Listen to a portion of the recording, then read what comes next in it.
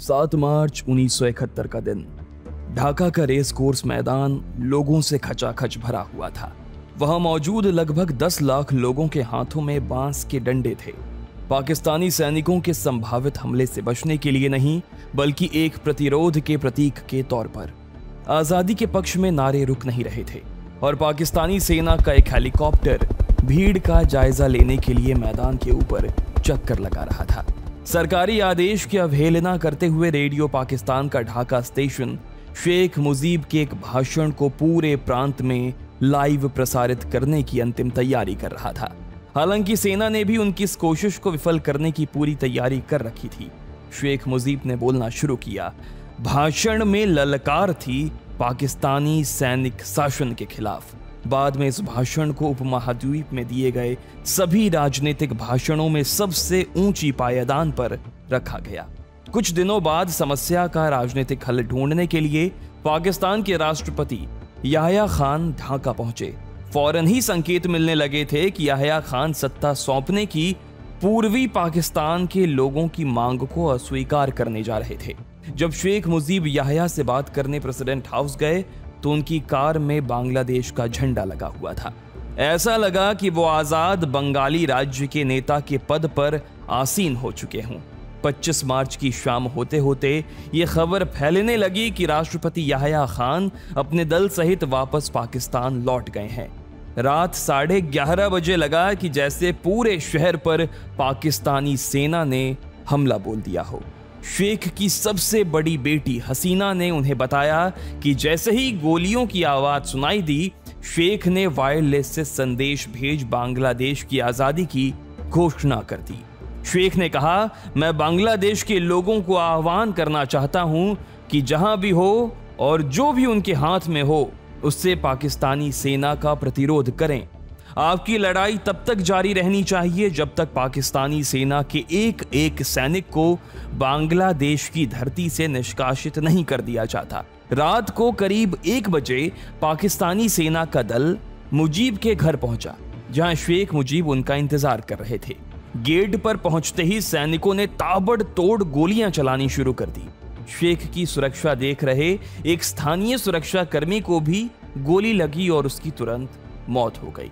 सेना के एक अफसर ने लाउडस्पीकर पर चिल्लाकर कहा कि शेख नीचे आकर सेना के सामने आत्मसमर्पण करे। शेख खुद नीचे चलकर आए, जहां सैनिकों ने बंदूकों के बट से धक्का देते हुए उन्हें एक जीप में बैठाया और वहां से निकल गए। शेख को गिरफ्तार करने वाले अफसर ने वायरलेस से संदेश दिया, big bird in cage, small birds have flown, यानी बड़ी चिड़ियां पिंजरे में है, छोटी चिड़ियां उड़ गई। शेख को गिरफ्तार करने वाले अफसर ने जनरल टीका खान से फोन करके पूछा कि क्या वो चाहते हैं कि शेख मुजीब को उनके सामने पेश किया जाए। जनरल ने गुस्से में जवाब दिया, मैं उसका चेहरा तक देखना नहीं चाहता। शेख को 3 दिनों तक कैंटोनमेंट के आदमजी कॉलेज में रखा गया और फिर कड़ी सुरक्षा के बीच पाकिस्तान ले जाया गया। 7 जनवरी 1972 की रात भुट्टो खुद मुजीब और कमाल हुसैन को छोड़ने रावलपिंडी की चकलाला हवाई अड्डे गए। उन्होंने बिना कोई शब्द कहे मुजीब को विदा किया और मुजीब भी बिना पीछे देखे तेजी से हवाई जहाज की सीढ़ियां चढ़ गए। लंदन में 2 दिन रुकने के बाद मुजीब 9 जनवरी की शाम ढाका के लिए रवाना हुए। रास्ते में वो कुछ घंटे के लिए नई दिल्ली में रुके। सेना के कैंटोनमेंट के मैदान पर मुजीब ने एक जनसभा में बांग्लादेश के स्वाधीनता संग्राम में मदद करने के लिए भारत की जनता को धन्यवाद दिया। शेख ने अपना भाषण अंग्रेजी में शुरू किया, लेकिन तभी मंच पर मौजूद इंदिरा गांधी ने उनसे अनुरोध किया कि वो बंगला में भाषण दें। दिल्ली में 2 घंटे रुकने के बाद जब शेख ढाका पहुंचे तो करीब 10 लाख लोग उनके स्वागत में ढाका हवाई अड्डे पर मौजूद थे। 9 महीने तक पाकिस्तानी जेल में रहने के बाद काफी वजन खो चुके शेख मुजीब ने अपने दाहिने हाथ से अपने बढ़े हुए बालों को पीछे किया और प्रधानमंत्री ताजुद्दीन अहमद आगे बढ़कर अपने नेता को अपनी बाहों में भर लिया। दोनों की आंखों से आंसू बह निकले। रेस कोर्स मैदान पर लाखों की भीड़ के सामने उन्होंने रविंद्रनाथ टैगोर को याद किया। नाटकीय अंदाज में मुजीब ने कहा, हे महान कवि, वापस आओ और देखो किस तरह तुम्हारे बंगाली लोग उन विलक्षण इंसानों में तब्दील हो गए हैं जिसकी तुमने कभी कल्पना की थी। शेख मुजीब ने सत्ता संभाली और युद्ध से तहस नहस हो चुके बांग्लादेश के पुनः निर्माण में लग गए। लेकिन हर परी कथा का एक दुखद अंत भी होता है। 1975 आते आते चीजें उनके हाथ से निकलने लगी।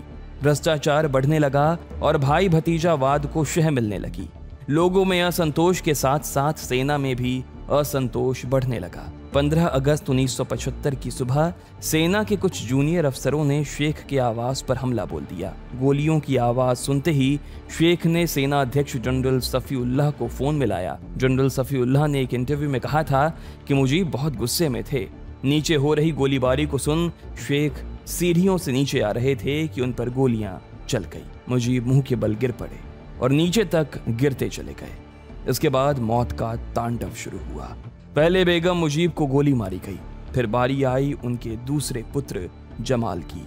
उनकी दोनों बहुओं को भी नहीं बख्शा गया और यहाँ तक कि उनके सबसे छोटे बेटे 10 साल के रसेल मुजीब को भी मौत के घाट उतार दिया गया।